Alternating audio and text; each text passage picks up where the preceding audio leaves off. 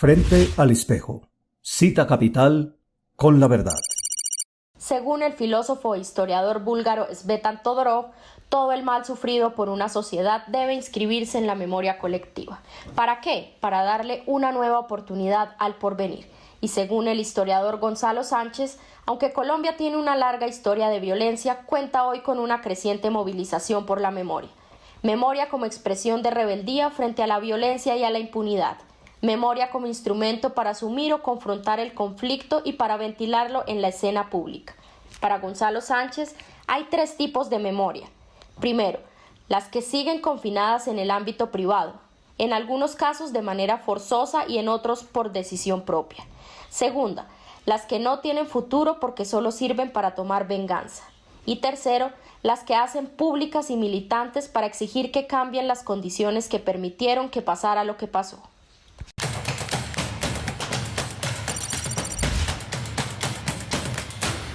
Justamente este es el principal objetivo de la Comisión de la Verdad, creada por los Acuerdos de La Habana para contribuir al conocimiento de la verdad de lo ocurrido en el marco del conflicto armado, ayudar al esclarecimiento de las violaciones e infracciones cometidas y aportar a toda la sociedad una explicación amplia y suficiente de la complejidad del conflicto.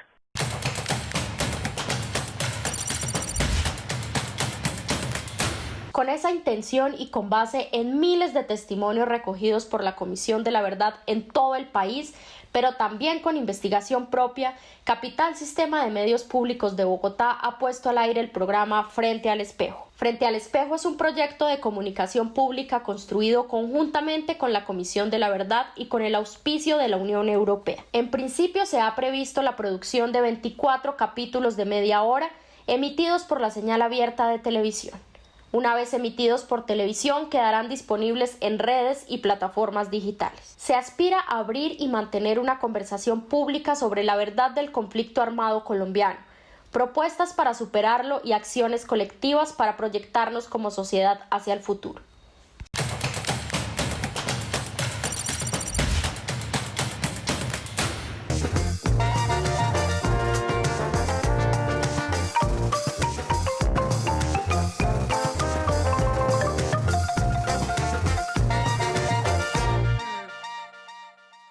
Yo soy Santiago Alarcón, sí, el man, el único, tal vez el propio, el indicado, el I'm the one. ¿Para qué? Se preguntarán ustedes. Sí, ay, pero ese man, ¿qué hace ahí? Si ese man no es presentador, entonces, ya sé, pero bueno, toca trabajar. ¿Para qué soy bueno? Para mirarme de primero frente al espejo y saber quién soy. Sí, porque uno muchas veces no sabe quién es. Y ustedes tampoco muchas veces saben quiénes son ustedes.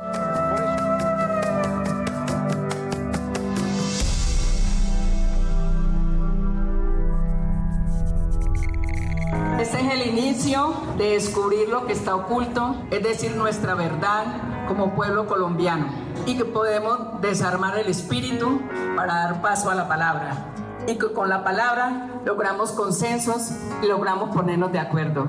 Hola, soy Salud Fernández Mora. Ellos 3 se van a encargar de responder una pregunta muy incómoda. Les voy a poner más o menos qué significa incómodo. Algo así como, por ejemplo, cuando estábamos firmando el acuerdo de paz y pasaron unos aviones ¡vum! Y todo el mundo se puso así como posca, como incómodo, más o menos eso. Y la pregunta es incómoda. ¿Aquellos nativos digitales de verdad no tienen nada para decir?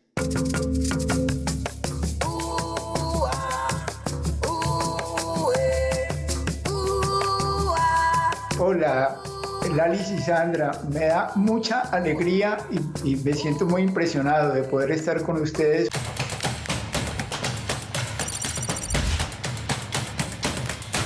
¿Por qué Frente al Espejo? Frente al Espejo creo que es un programa que necesitábamos muchos de los colombianos que somos o hemos sido apáticos e indiferentes con los temas de saber la verdad de lo que pasó en todos estos procesos y conocer la verdad de lo que ha pasado en el conflicto.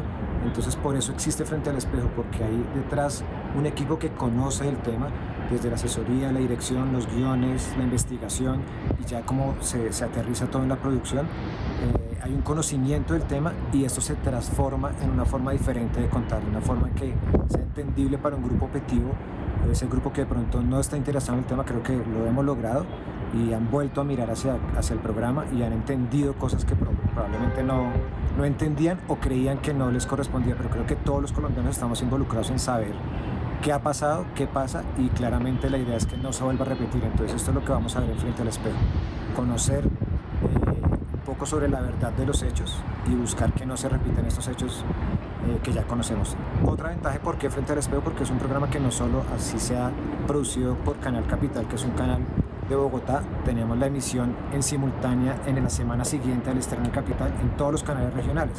Entonces estamos llegando a todas las partes de Colombia a través de estos canales regionales, dando esa participación no solo en la emisión, sino también en nuestras corresponsalías, en las historias que contamos, en personajes que están en las diferentes partes del país.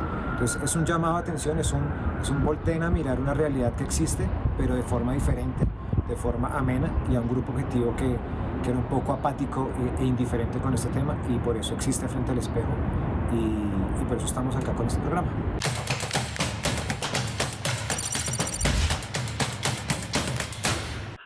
Este es el tema al que nos invita a conversar hoy el defensor de audiencias con Álvaro Perea, el director de Frente al Espejo, pero será después de la pausa.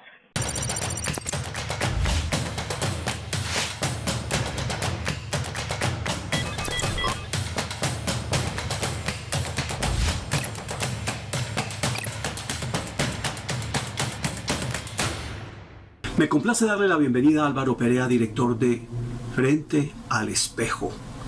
La sola idea de estar uno frente a un espejo es muy provocadora. Gracias por estar con nosotros. No, gracias por invitarme, hombre, Carlos Alberto. Muchas gracias. Me place estar acá. Arranquemos por esa idea de ponerse uno frente al espejo, lo que significa el espejo en la historia de la humanidad. En esa colección maravillosa de la historia de la vida privada, recuerdo que dedican todo un capítulo a lo que significó culturalmente que uno se ponga frente al espejo. ¿Esto qué nos sugiere?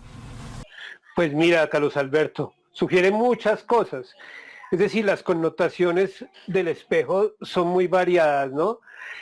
Yo recuerdo, por ejemplo, pensando, por ejemplo, en Borges, que en alguna parte escribió que los espejos eran malditos porque reproducían la figura humana.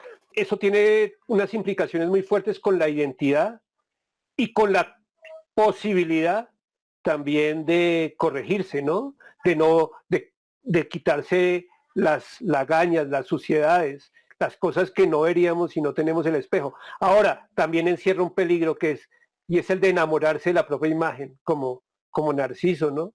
Entonces uno se enamora de uno mismo y entonces ya no ve nada tampoco. Los espejos son engañosos, pero también son muy provechosos. Hace mucho tiempo, en mi proceso de formación, tuve una lectura que me invitaba a reflexionar sobre este planteamiento. La realidad no es un absoluto. La realidad es un hecho que alguien percibe de cierta manera. Y la responsabilidad que usted tiene como periodista es hacer que confluyan todas las maneras en que se percibe la realidad. Cuando uno se para frente al espejo como individuo o como sociedad, eso es lo más parecido a lo que la conciencia misma le dice a uno que uno es. A veces, yo diría que a veces, porque el espejo, si bien el espejo es capaz de devolvernos cuando lo miramos con ojos, digamos, honestos, una mirada verdadera, también no dejan de aparecer las subjetividades. Es decir, también uno se mira como se quiere ver. Pero la invitación es tratar de, por ejemplo, en el caso colectivo, en el caso colombiano, es a través de esos múltiples reflejos, esos múltiples espejos, poder acercarnos más al conocimiento de nosotros mismos y a la superación de las cosas que nos han llevado por destinos no muy chéveres, no muy agradables o directamente malos, ¿no? ¿Qué se requiere, Álvaro, para uno pararse en el espejo como individuo o como sociedad para despojarse de sus propios prejuicios, de sus propios ruidos, de sus propias deformaciones, de lo que es uno, de lo que ha sido, de su historia, de su conocimiento? Pues lo primero que todo yo creo es voluntad, ¿no? Ganas de de cambiar o de reconocerse, y de reconocerse sin preconcepciones. Ese es el principal requisito. Una voluntad, unas ganas de mejorarse, unas ganas de verse también, y una necesidad de no mentir, pues, o de evitar mucho las mentiras. Siempre mentimos un poquito. ¿Qué papel puede llegar a jugar un proyecto como este, Álvaro, en un mundo en donde las redes digitales han venido contribuyendo poderosamente, yo estoy muy convencido de eso, a crear guetos? Es decir, yo sigo en redes a quien piensa como yo, siente como yo, mira el mundo como yo, lo siente como yo, lo huele como yo. Nos hemos ido volviendo guetos y tratamos de alejarnos de todo aquel que no es como yo. ¿Esto cómo puede contribuir a romper esos guetos? Nuestra pretensión es que contribuya, nuestra pretensión, nuestro deseo es hacer una invitación muy amplia, muy variada, tratando de llamar diferentes personas o personas que pertenecen a diferentes mundos para que se miren al espejo, para hacer una invitación plural. Ahora, definitivamente estamos en un país fragmentado, más allá de polarizado, fragmentado. Es decir, entonces, nosotros lo que queremos es como armar esos fragmentos o darle cabida a esos fragmentos para que puedan hacer parte también, aún siendo fragmentados, de un mismo espejo, de un mismo reflejo, digámoslo así. Entonces la invitación, la manera es tratando de tener una invitación plural, una invitación que dé cabida a casi todos o a todos los que quieran estar y los que quieran hablar honestamente. Lo que se propone en términos de formato, básicamente, ¿qué es? A ver, en términos de formato, básicamente es un magazine, digámoslo así, es un magazine con notas, con reportajes, con entrevistas, con secuencias gráficas. Es eso, pero va más allá de eso, es una cosa como con monólogos que a veces llega al estándar, por eso tenemos un actor de presentador, una cosa reflexiva, y desde la puesta en escena hemos tratado de salirnos del esquema del conductor tradicional con un conductor que es uno solo, pero cuya imagen se descompone en muchos reflejos, y por eso también nuestro set hace que la imagen de Santiago siempre esté o duplicada o triplicada o cuadruplicada, un poco dentro de esa idea de que él es una representación de Colombia, ¿no? También por eso lo escogimos a él, porque nos parece que refleja mucho una cierta manera de ser colombiano, que es esa manera como de ser un poco un hombre reflexivo, pícaro, pero no malo, que es como nosotros queremos que los colombianos se vean, es decir, como no evadir nuestras picardías y nuestras vainas, pero sin maldad, ¿no? Sin esa dañadez que tantas veces también nos caracterizó, ¿no? Antes de hacer la entrevista contigo, yo me había estado preguntando qué tan conveniente era que un actor fuera el conductor del programa, porque mucha gente puede confundir su rol y va a estar pensando que él está haciendo ficción. Pero aquí resulta que nos estamos metiendo con la realidad colombiana, tratando de desnudarla en un espejo completamente. ¿Cómo evitar ese riesgo de lectura del rol que él tiene? No lo queremos evitar, Carlos. Es decir, queremos crear esas confusiones. De hecho, a veces sin explicación, él va a estar representando un monólogo en el que puede ser cualquiera. Podría ser desde, digamos, un tipo de Puerto Tejada hasta un paisa de Jericó, pasando por Hamlet. Es decir, en algún momento él puede estar, y en otros momentos hablará como él, pero eso le corresponderá al público un poco dilucidarlo. Es decir, no queremos evadir que a veces como que tenemos miradas transversales y que aunque Santiago va a hablar a nombre propio, a veces se va a salir de él mismo para entrar en personajes. El espejo es como Colombia, es decir, el espejo es él frente a Colombia, pero reflejándose a él porque él hace parte de Colombia. Esto es una vaina medio mamerta, pero así lo imaginamos.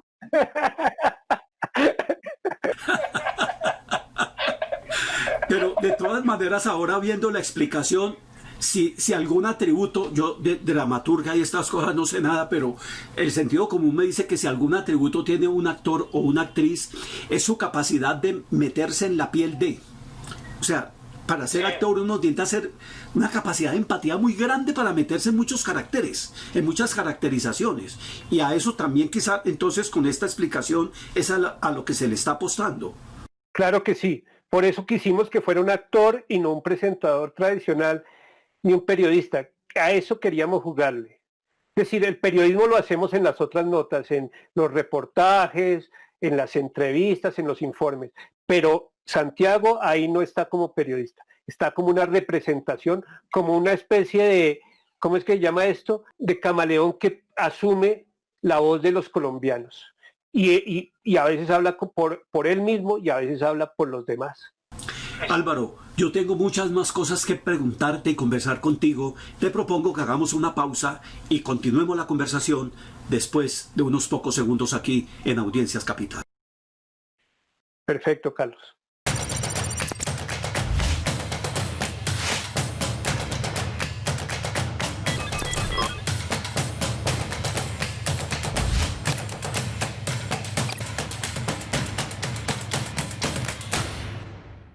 Continuamos nuestra conversación de hoy con Álvaro Perea, director de Frente al Espejo.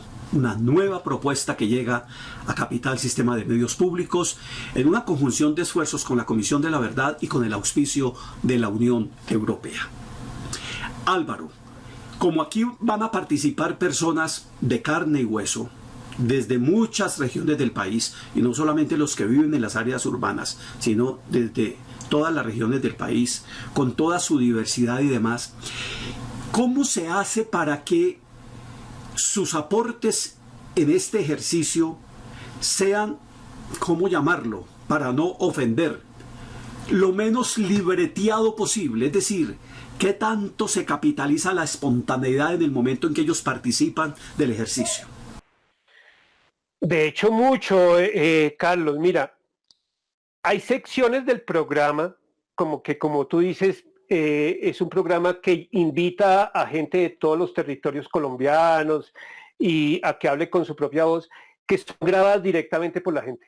Es decir, así como estamos hablando, una persona con su celular, por ejemplo, nos hace un relato, una carta de duelo sobre su historia, sobre un ausente que perdió, sobre un ser querido que le mataron o cualquier cosa de estas, pero nosotros ni siquiera, en algunas ocasiones ni siquiera hay un periodista, es la misma persona grabándose, mandándonos su material.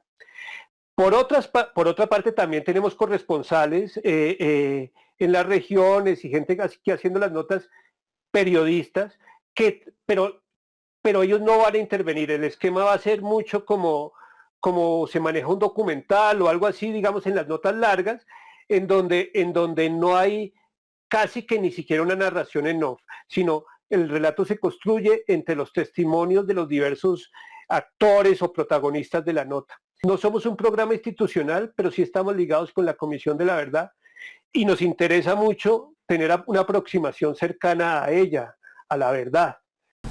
En esto hay algo muy difícil siempre en cualquier ejercicio de este tipo, Álvaro, y es seleccionar a las personas.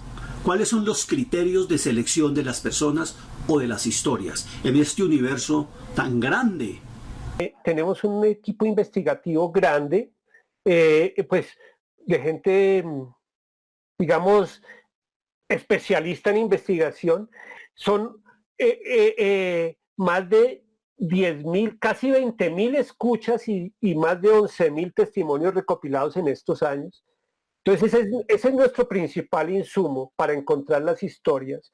Es decir, es una vaina vastísima, enorme. Esos testimonios que ha venido recogiendo la comisión durante estos años, estas historias y estas escuchas. Ahora, hay otros casos en que pues el proceso es normal, es el mismo que se hace como en cualquier formato periodístico, en donde pues nosotros básicamente sabemos que hay temas y nos nutrimos de las fuentes normales, la prensa, el testimonio directo, las instituciones y todo, para llegar a las historias. Queremos quedarnos solo, y esto es muy importante, en la narrativa del dolor, Carlos Alberto. No queremos evadirla tampoco, pero queremos ir un poco más allá y tratar de ofrecer perspectivas de futuro. Es decir, sentimos que hay una saturación de la narrativa del dolor y no queremos evadirla, pero no nos queremos quedar exclusivamente ahí. ¿Cómo qué tipo de patrones, si así puede llamarse, Álvaro, han estado ustedes puliendo y trabajando para eso? Digamos, la comisión, esto es importante destacarlo, digamos, dentro del trabajo de la comisión, no busca establecer responsabilidades individuales, o una mirada colectiva y todo esto. Entonces, una de las cosas que ha hecho es como abordar el conflicto colombiano a través de patrones. Patrones que como su nombre lo indica, como el significado de la palabra lo indica, son determinadas conductas que se han repetido en el conflicto colombiano. En mis palabras lo diría que es que esto está metido en el ADN colombiano, en hay determinadas conductas que están tan metidas en nosotros que las hemos normalizado, conductas negativas, pues patrones negativos. Entonces, digamos, nosotros tratamos de movernos dentro de eso, dentro de esa perspectiva temática, pero saliendo un poco, pero lo que cambia es el enfoque. Nosotros no nos queremos seguir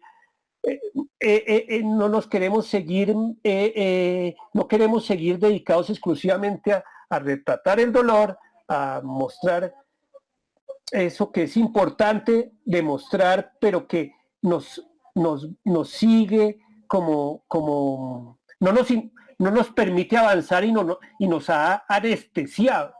Entonces queremos salir de ese anestesiamiento, y una manera de hacerlo, pensamos, es a través del lenguaje audiovisual propositivo, a través de mecanismos como utilizar un actor de presentador haciendo sketch, y también mecanismos como una perspectiva en las notas de superación del conflicto o de perspectiva de futuro. En este mundo en el que un medio como Capital, como sistema de medio público, está avanzando tan vertiginosamente hacia el mundo digital y está pensándose muy seriamente cómo interactuar de verdad con las audiencias, sobre todo en el mundo digital, porque en el mundo convencional eso casi no ha ocurrido. Este proyecto tiene un componente de interacción con las audiencias a partir de lo que va a pasar en pantalla y quizá también en redes digitales. Sí, naturalmente. Realmente el programa de televisión solo es una parte del proyecto. Nuestro proyecto es un proyecto transmedia. ¿Qué quiere decir? Que tiene vida en la televisión, pero tiene la vida más larga en las redes. Cada nota y cada tema se somete a discusión en las redes, y donde durante mucho más tiempo que el programa de televisión. Es decir, el programa de televisión dura media hora cada domingo en Capital y se reproduce en los canales regionales, pero en las redes vive pues vivirá durante mucho tiempo, y con cada nota por separado, con cada módulo por separado, y proponiendo preguntas y discusiones para que las audiencias participen, porque nosotros sí queremos conquistar a un público que hemos denominado como los idealistas perdidos, que es como ese público que no está en contra de estos temas, no está en contra de cosas como la paz y como todo eso, pero pero que le mama, porque le parece aburrido, porque está harto de eso, y como que le saca el culo porque le parece la vaina más como dolorosa y aburrida además. Entonces queremos llamarlos y conquistarlos para que reaccionen y tengan como una conmoción positiva con el programa, y de esta manera se metan a trabajar en este propósito de todos los que debe ser de todos los colombianos para nosotros de superar nuestras violencias, ¿no? Yo estaba pensando ahorita con esto último que has dicho, ¿qué dosis de contexto tiene cada tema o cada capítulo? Porque pienso sobre todo en la gente más joven, porque quizás los viejos ya estamos hasta la coronilla y quizás mamados, digamos, del tema, pero tenemos información de contexto. Para la gente joven, la gente que nació hace 20 años y que no tiene todo el antecedente de esta brutalidad que hemos construido entre todos, ¿qué tanto de contexto tiene? Pues intentamos siempre dar una información que permita el entendimiento de los temas, por lo menos una información básica dentro de lo que permite el lenguaje televisivo. Es decir, nosotros igual de una propuesta que no es de tipo, digamos, ensayístico. Entonces, sino de todas maneras queremos que esto sea mezcla de informativo y entretenimiento. Un poco es eso. Entonces, dentro de lo que eso permite,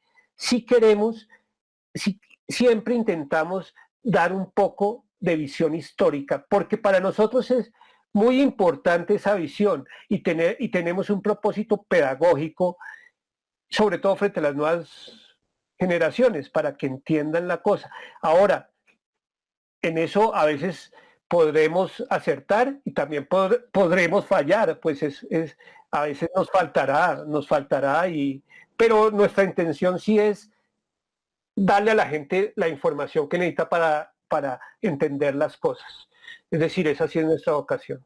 Álvaro, finalmente, llevas mucho tiempo en este mundo de la televisión, en el área documental, en el mundo audiovisual, pero esto de todas maneras tiene una cercanía con la realidad de una particularidad de la historia nuestra, que es la historia del conflicto y de las víctimas. Esto en lo personal, ¿qué te ha aportado? Es como una oportunidad trabajando en eso y tal vez de colaborar en que esos contenidos en que retratan el dolor y también la esperanza de la gente en Colombia pues tengan más impacto, ¿no? Es decir, como pues a veces los documentales que uno hace pues los ve poquita gente, o esto de todas maneras un programa de televisión generalmente tiene más impacto, ¿no? Tiene más impacto y esto es para mí, el aporte para mí es una oportunidad de trabajar por eso, es decir, de seguir trabajando por eso, quizás con un megáfono más grande, ¿no? Con un megáfono más grande. Qué bonita esa figura, con un megáfono más grande. Pues nosotros desde este espacio también quisiéramos amplificar la buena noticia de que ha llegado una propuesta como esta, de tanto interés para Colombia, para las víctimas, para nuestra comprensión de la realidad, a Capital como sistema de medios públicos, y por eso te agradezco mucho, Álvaro, que hayas aceptado la invitación para darnos más elementos de juicios a las audiencias y a mí mismo como defensor, para entender la importancia, la naturaleza y el alcance de Frente al Espejo. Gracias por estar con nosotros. No, gracias a ti, Carlos Alberto, por esta invitación. Me gustó mucho la conversación. Gracias.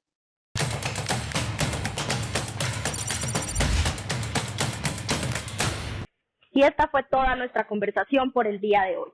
Pero no olviden escribirnos sus comentarios, preguntas o sugerencias al correo electrónico ccapital@canalcapital.gov.co. Nos vemos el próximo viernes.